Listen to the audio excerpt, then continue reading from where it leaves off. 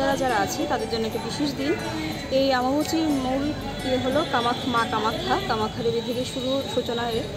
তো এই অমাবস্যার 7 দিন ধরেই চলে। আমরা এখানে যারা আগরতলাবাসী আছি তারা সবাই লক্ষ্মীনারায়ণ বাড়িতে এসে আমরা তা উদযাপন করি প্রতি বছর। ভগবানকে কোনো প্রার্থনা করা হয়েছে?